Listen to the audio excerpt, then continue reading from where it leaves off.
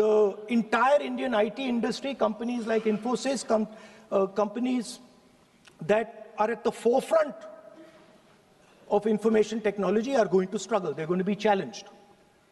The idea of becoming a software engineer, which is a very popular idea in India, going to be challenged. Lots of our software engineers are going to be replaced by AI. So why I'm saying this is we're moving into a turbulent world, dangerous world. Now, when you move into a dangerous world, what is the first thing that you have to understand? The first thing you have to understand is what are your strengths as a person and as a nation. So I'd like to say to the House here what I think are the strengths of our great country. And I would say that the central strength is our people. 1.4 billion people, brilliant, energetic, dynamic, who can challenge anybody in the world. Biggest strength. But it's not only the people. Because in the 21st century, a very interesting thing has happened. People create data. So we have the biggest data pool on the planet. 1.4 billion people means massive amount of data is being generated in India, and data is wealth. Everybody talks about AI. But talking about AI is like talking about the internal combustion engine without talking about petrol. The petrol for AI is data. So let me repeat that. The petrol for AI is data. Meaning if you have AI and you don't have data, you have nothing. If you have AI and you don't have data, you have nothing. Now, which are the two biggest pools of data on the planet? The Indian pool of data and the Chinese pool of data. They also have 1.4 billion people. We have bigger population than them. We allow more freedom. We allow our people to do more dynamic things. So we have, in fact, more interesting data. What's the second strength? The second strength, and what do you need in difficult times? You need food. Who produces our food? Our kisans produce our food. Our laborers produce our food. This is what gives us strength. This is what allows that data to be produced. This is what allows that brilliance to be generated. And we fought for food security. Food is abundant today. So that's the second thing. And the third thing, what do you need to run a modern country? You need energy, you need fuel, you need petrol. So these are the three things that need to be protected in turbulent times. Our people and our data, our food supply, the ability to produce food, and our energy system. Now, what's interesting to me is that the budget recognizes these things. The budget recognizes that we are going into a dangerous time, intensifying geopolitical conflict. The budget recognizes that energy and finance are being weaponized all across the world. Dollar is being weaponized, dollar is weakening in value, gold, silver prices are going up. Everybody can see this.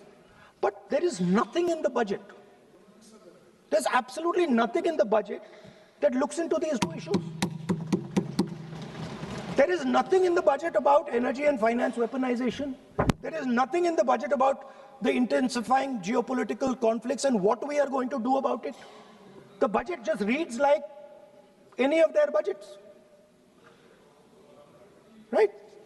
And budget is something, of course, that comes once a year. But in parallel to the budget, something new has happened. The US deal.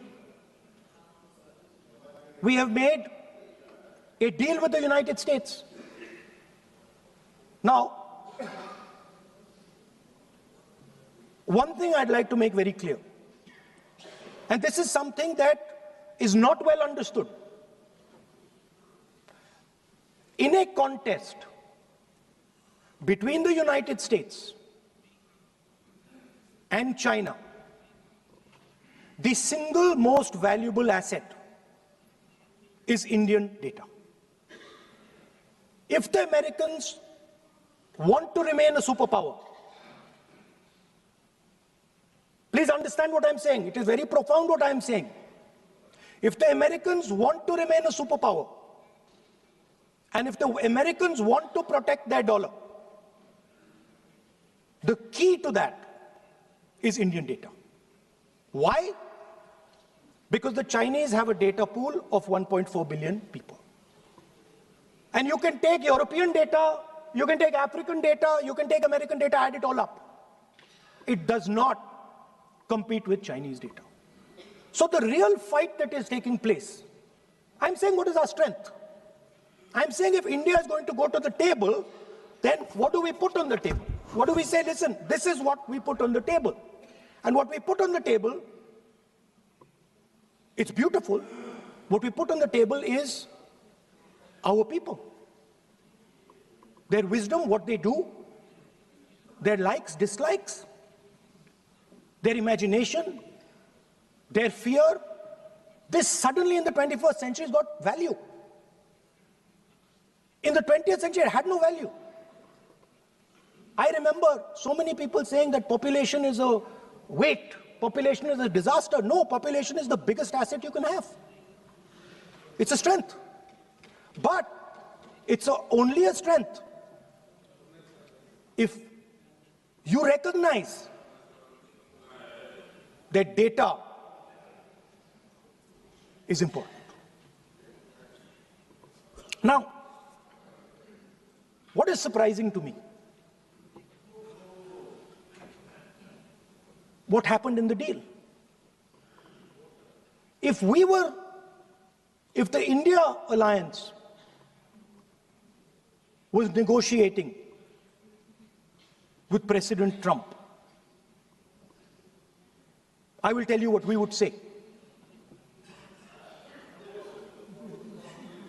The first thing we would say is, President Trump, the most important thing in this equation is Indian data. You want to protect your dollar? You want to protect your dollar? We are your friends. We appreciate you. We want to help you protect your dollar. But please remember that if you want to protect your dollar, the biggest asset that can protect your dollar is lying with the Indian people. First thing. Second thing we would say, President Trump, if you want access to this data, then please understand that you are going to talk to us as an equal. You are not going to talk to us as if we are your servants. Second thing we would say is, Mr. Trump, please understand that our energy security is our energy security. And no matter what happens, we are going to protect our energy security. And the third thing we would say